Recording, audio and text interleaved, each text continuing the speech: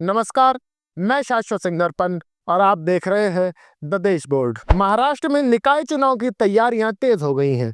इस बीच राज्य के मुख्यमंत्री देवेंद्र फडणवीस के बारे में एक बड़ा दावा किया जा रहा है। उन्होंने पार्टी कार्यकर्ताओं से अकेले चुनावी मैदान में उतरने की बात कही है। हालांकि उनका यह भी कहना है कि महायुति के अन्य घटकों के साथ पार्टी के अच्छे संबंध बरकरार रहेंगे। महाराष्ट्र विधानसभा चुनाव के बाद अब निकाय चुनाव में महायुति की पार्टियां अलग अलग नजर आ सकती हैं और इसका संकेत खुद मुख्यमंत्री देवेंद्र फडणवीस ने दिया है। पार्टी के राज्य सम्मेलन में मौजूद एक भाजपा विधायक के अनुसार फडणवीस ने कहा है कि भाजपा नगर निकाय चुनावों में अकेले उतरने पर विचार कर सकती है। मुख्यमंत्री ने मई महीने में निकाय चुनाव होने की संभावना जताई है। विधानसभा चुनाव में शानदार जीत के बावजूद भाजपा ने निकाय चुनाव में अकेले उतरने का निर्णय लिया है। मुख्यमंत्री देवेंद्र फडणवीस ने पार्टी कार्यकर्ताओं के साथ साथ सभी मंत्रियों पर और पदाधिकारियों को यह स्पष्ट कर दिया है कि भाजपा निकाय चुनाव में अकेले लड़ेगी।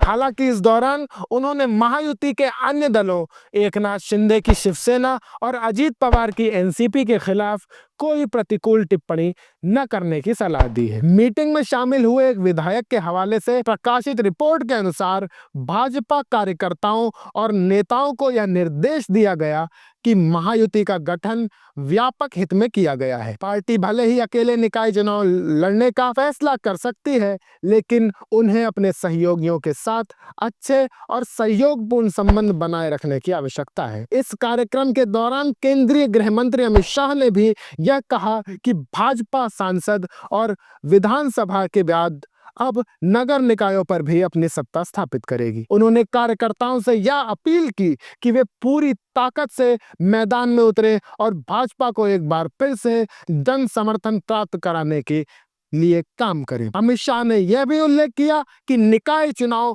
भाजपा के लिए एक महत्वपूर्ण अवसर है, जहां पार्टी अपनी जमीनी उपस्थिति और संगठनात्मक ताकत को साबित कर सकती है। उनका यह बयान पार्टी के चुनावी दृष्टिकोण को स्पष्ट करता है कि भाजपा हर स्तर पर अपनी ताकत और मजबूत करने की योजना बना रही है। इससे पहले विपक्षी गठबंधन महाराष्ट्र विकास आघाड़ी एमवीए में भी इस तरह की स्थिति सामने आई थी। विधानसभा चुनावों में भारी हार के बाद शिवसेना उद्धव ठाकरे ने भी निकाय चुनाव अकेले लड़ने का निर्णय लिया है। इसके साथ ही एक दूसरे पर आरोप प्रत्यारोप का सिलसिला भी शुरू हो गया है। उद्धव ठाकरे की शिवसेना के राज्यसभा सांसद संजय राउत ने यह घोषणा की थी कि उनकी पार्टी स्थानीय निकाय चुनाव स्वतंत्र रूप से लड़ेगी।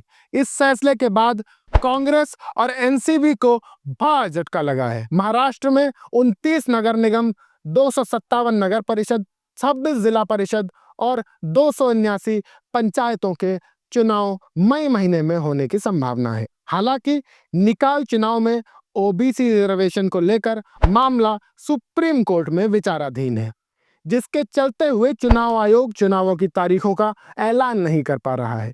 यह मुद्दा राज्य और राजनीतिक तापमान को प्रभावित भी कर रहा है। कयास लगाए जा रहे हैं कि जनवरी के अंत तक सुप्रीम कोर्ट की ओर से इस मामले पर फैसला आ सकता है, जिससे चुनाव प्रक्रिया को लेकर स्थिति स्पष्ट हो सकेगी। राज्य सरकार और चुनाव आयोग इस निर्णय का इंतजार कर रहे हैं ताकि चुनाव तैयारी पूरी की जा सके और चुनावी कैलेंडर जारी किया जा सके। इस बीच राजनीतिक दल अपनी रणनीतियों पर काम कर रहे हैं और निकाय चुनावों के लिए उम्मीदवारों के नामों की घोषणा करने के लिए तैयार हो रहे हैं। सुप्रीम कोर्ट का फैसला आने के बाद चुनावी प्रक्रिया को अंतिम रूप दिया जाएगा और महाराष्ट्र में निकाय चुनावों के लिए तैयारियां तेज हो जाएंगी। आपकी क्या राय है, हमें कमेंट करके जरूर बताइएगा। वीडियो को लाइक करिए, शेयर करिए और अपने चैनल द देश बोर्ड को सब्सक्राइब करिए। आप सबका बहुत बहुत शुक्रिया।